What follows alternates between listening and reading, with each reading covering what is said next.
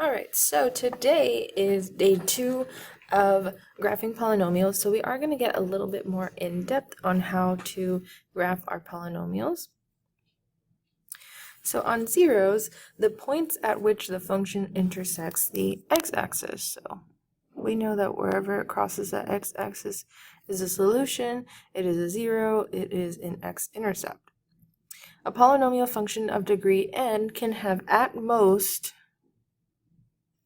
n real zeros. So if my degree is 3, then I can only have up to 3 zeros. That means that I cannot have more than that, but I can have that many. An even degree polynomial will have an even number of zeros or no zeros. So we know that that's true because if I had a degree of 2, I could have at most 2. So 2 is one of the numbers that I could have, and 2 is an even number, so an even degree will have an even number of zeros, and an odd degree will have an odd number of zeros.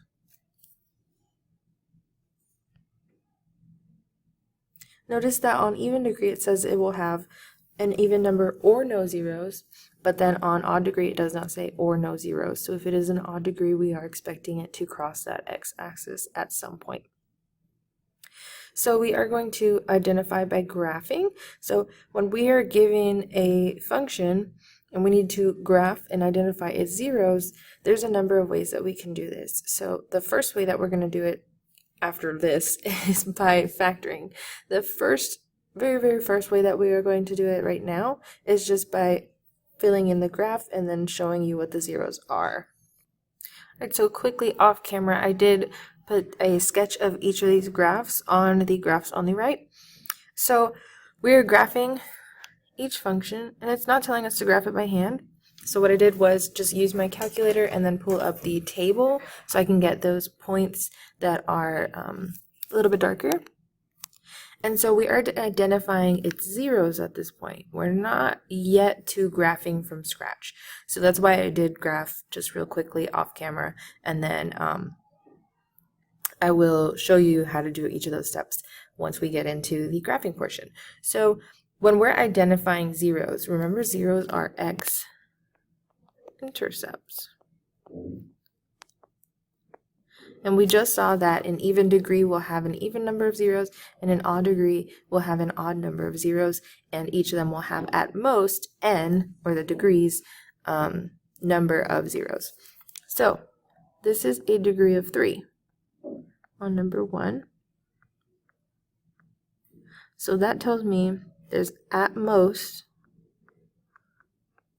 3 zeros.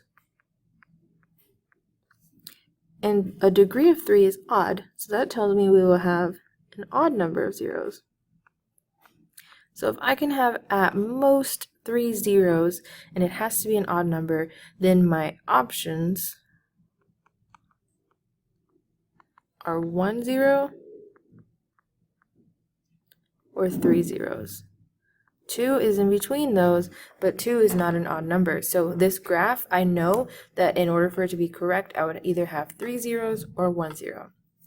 And when I'm looking at the graph here, that is 3 zeros. And that's what we said. We're either going to have 3 or we're going to have 1. We have 3, so this checks out on what we just read on. And the zeros themselves are, let me change colors real quick. We have 1 right at the origin. We have -3, 0. And we have 1, 0. Then on number 2, the same thing. So on number 2, we have a degree of 4, which is even. So we're going to have at most 4 zeros, and we'll have an even number of zeros. So our options for even numbers that go up to 4 are 4 zeros, 2 zeros, or no zeros. Remember that with our evens, no zeros is an option. So on the graph that we have to the right there, we see 3 zeros. So what does it mean when we have only 3 zeros? When we need an even number? Well, this 0 right here in the middle, this one right here, that's going to be a 0 that has a multiplicity. So we will get into it right here. But a multiplicity means that that 0 occurs more than once. So with our zeros that we're identifying, we have -1, 0. We have 1 0 with a multiplicity of 2. And then we have 3 0. Looking back at number 1, we see that none of our points have a multiplicity of 2 because they're going straight through each time. So the multiplicity is going to affect the direction that the point goes through at that part of the function. So in order to graph, we can find the linear factors, and the linear factors will reveal the zeros. So once we have the linear factors, we know that we can solve each of the factors equal to 0, and then whatever we get for x, that is where the 0 occurs. So on number 3, we have x cubed minus 2x squared minus 15x, and we're going to write it in factored form. So whenever we are factoring, the first thing we want to do is check if we have a GCF or something that we can take out of each term. And what I notice about each term is they all have an x. So I'm going to start by factoring out an x. So divide each term by x. It's going to take one of the powers out from each of the first two, and then it'll just take that x out of the last one. But we still need to factor what's left in parentheses. So we need two numbers that will multiply to -15, but add to -2. So what are two numbers that multiply to -15 but add to -2? We have one way we could do this is to set up that table, and what we're trying to find is -15. So in order to get to -15, we know we can do -1 times +15. We can do -3 times +5. We can do -5 times +3. And then we can do -15 times +1. So these are the factors of -15, and I want one that looking all the way across from here to here will add to -2. So -1 plus 15, nope, -3 plus 5, so close to +2. So that means -5 plus 3 is -2. So the -5 and +3 are the two numbers that I'm going to put in the blanks.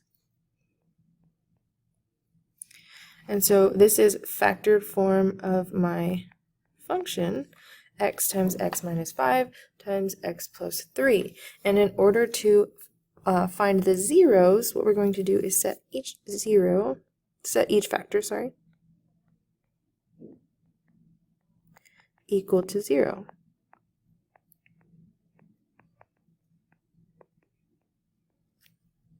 So over here, the first factor I have is just x. And if x equals 0, that's where I stop. The next one is x minus 5. We set it equal to 0. We solve for x. We get x is equal to +5. And then the last one is x plus 3 is equal to 0. Oops. We solve it for x. And we get that x is equal to -3. So the zeros of this function would be 0, 5, and -3. If you write it this way, do not put parentheses on it. or you can write it as points. It would be 0, 0, 5, 0, and -3, 0. So you can either write it just with the x values because we know they are zeros, so we're just going to say what the x values are, state them like that in a list, or we can write the actual points, and more than likely when it says what are the x-intercepts, we're going to write them this second way. If it just says list the zeros, you can just write the x values. So then on the next page, multiplicity. So the multiplicity of a zero is the number of times that the linear factor occurs. So when we have a multiplicity, it's going to change what that graph looks like. So we saw that on the multiplicity of 2, which was just the example that I gave, when we saw the graph that it bounced back. So we did talk about this briefly on Friday, but we're going to get a little bit more in depth today. So on number 4, we have this, I think the same problem, or no? No. Okay, so we have this function that we need to write in factored form. So we'll start the same way, looking if there is a GCF that we can take out, and I see that I can take an x from each term. So then I still have to factor x squared minus 6x plus 9. So I need two numbers that multiply to a positive 9, but add to a negative 6. And that's going to be -3 and -3. So this linear factor is the same. It occurs twice. So we could write it as x times x minus 3 squared because it's multiplying by itself. So this is the same function. All four of them really are all the same function. But you might see it either way, where it is written twice or we have the square on it. So what are the zeros? We can set each one equal to 0. We get x is equal to +3. And then with the x in the front, we just say it equals 0 and then we're done.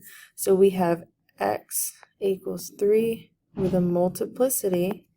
It says and their multiplicity of 2 and x equals 0. You can write it like that, you can write it like the list, or you can write it as the points as we discussed. So this is how the multiplicity will affect the graph when we are graphing. So we've got this same problem here.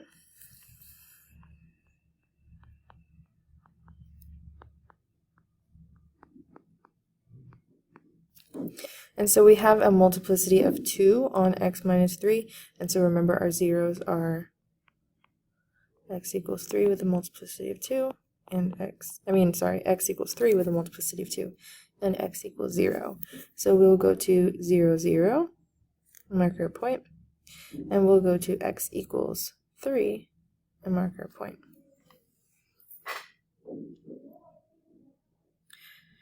So when we have a multiplicity that is odd, the graph will bounce. No. The graph will go through at that 0. So if we have a multiplicity of 1 or 3, we will go straight through that point. And if we have an even, like a 2 or a 4, then we will bounce. So that's what we saw in the other example. So here's where we're going to start using what we did last week, finding our degrees and the leading coefficient. So we've got this degree of 3, which is odd, and we have a lead coefficient of 1, and it's positive. So positive and odd together tell me that the last arrow is up, and they're going to be opposites. So my graph will start down, then end up. I need to go through this 0, and I need to bounce down here on this second one. So we are going to start on the left with an arrow that is going down. I'm going to go to some point, go back down, and bounce back up. And if you don't believe me that that's what that graph would look like, then go ahead and graph it on your own, and you'll see that we've got a right side that ends up and a left side that starts down, and then we are going straight through the 0 at the origin, and we are bouncing at the 0 on x equals 3. So we are going to do these two tables where we are stating the multiplicity of each 0 and the effect on the graph.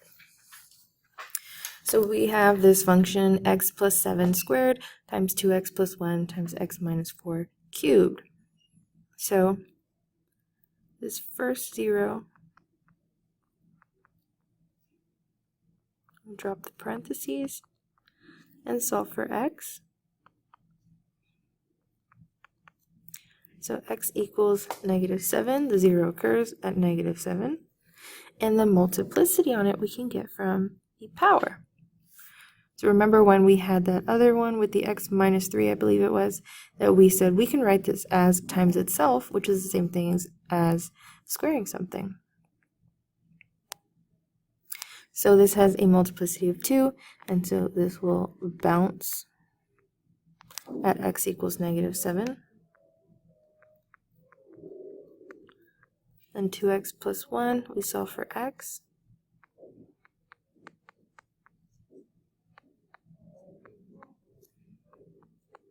So we have x equals -1/2. And it has a multiplicity of 1. Remember, it's how many times does this linear factor occur? And we only have 1. It doesn't have a power on it that I can see, so the power is 1. And that's the multiplicity of it. If it is an odd multiplicity, we're going to go straight through.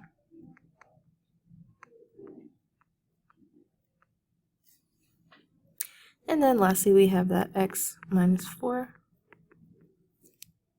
Let's solve it we'll solve it for x. We get x is equal to +4. And this has a power on it of 3. So 4 has a power of 3. 3 is odd, so it will go through the x-axis at 4.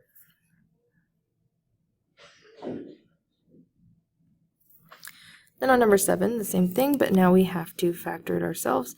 So we have x that we can take out, but I can take out more than that. We're going to take out the smallest power of x that is there, which is an x squared. So we have x squared minus 2x minus 8 still left over. And then we still need to factor. So we have two numbers that multiply to -8, but add to -2, -4, and +2. So our zeros we find by setting each factor equal to 0. I don't know if y'all have seen the pattern yet, but when we have linear factors that are just x plus a number or x minus a number, we just take the opposite value. And then with this first one, we're going to take the square root of both sides. And the square root of 0 is 0. So we've got a 0 at the origin, and then we have a 0 at 4 and -2. The multiplicity of the one on the origin is 2. We've got that x squared that gave me that 0. And then the other two have a multiplicity of 1. So a multiplicity of 2 is even, so we're going to bounce, which just means we're going to touch the 0 and turn back around instead of going straight through. And then multiplicities of 1 we go through.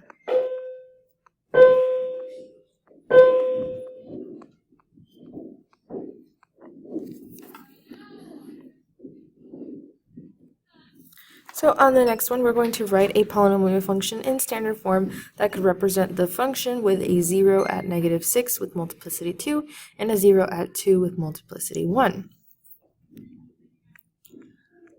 So it says write it in standard form. So we'll start by writing it in factored form.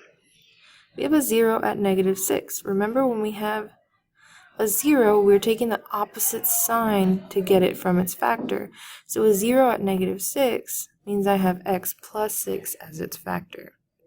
If you need to work backwards, we can look at number 7, and we see that we would go from +4 right here, and we came from -4. So we need to take the opposite sign to get to our factors.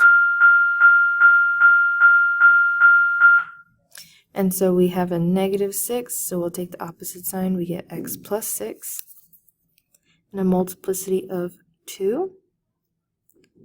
And then +2, so we'll take the opposite sign for the factor. We have x minus 2 and a multiplicity of 1.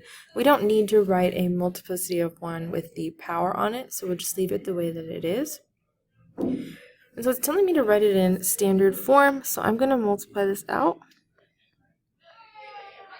I'm going to start by squaring the x plus 6, which would be x plus 6 times itself.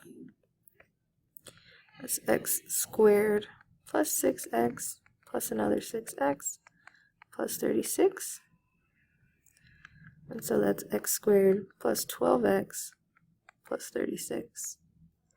But I still need to multiply that by x minus 2, so we'll take that entire thing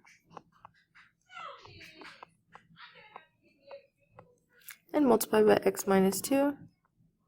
If you prefer to write the smaller amount in the front, that's fine. So we could say x minus 2 in the front instead. And so with this one, we are going to have to double distribute across to 3 terms. So I am going to write the arrows in for this. We would have x times all of those terms, so it would give me 1 more power of x.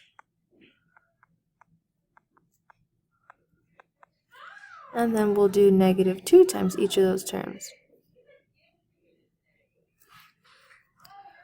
So then minus 2x squared minus 24x and minus 72.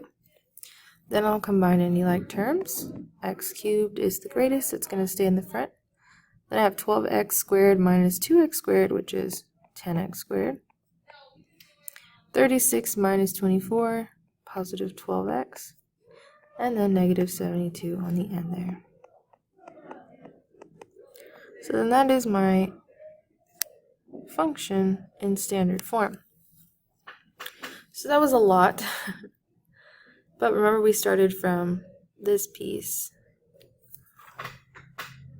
And the main part of the question obviously is trying to find what the function would look like given the zeros. So on the homework, the first section is to write in factored form. So here we're just factoring.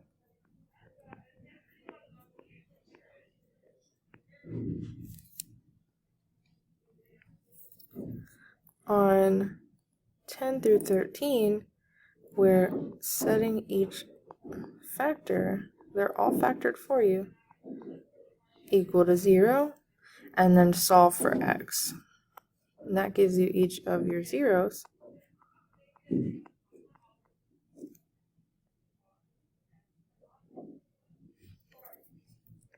Then on here, it says to write each in a standard form. We're going to change it to write it in factored form.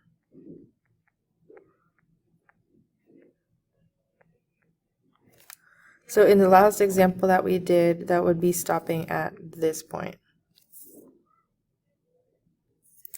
And then on this last one, it says to find the zeros. So if it is not factored, you'll have to factor it. Find zeros. And state their multiplicity.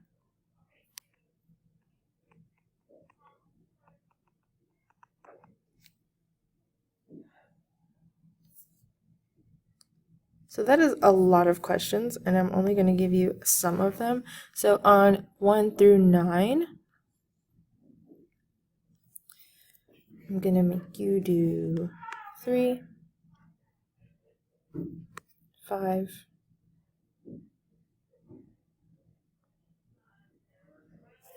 and 8. On 10 through 13, 10, and 11. On the next section, I do want you to do both of those. But remember that you're only writing it in factored form, so don't worry about multiplying it back out. Excuse me. Sorry about that. And then on the very last section, where it says to find the zeros and state their multiplicity, 16 is done for you. So then I want you to do 18, 20. Your homework assignment is just numbers 3,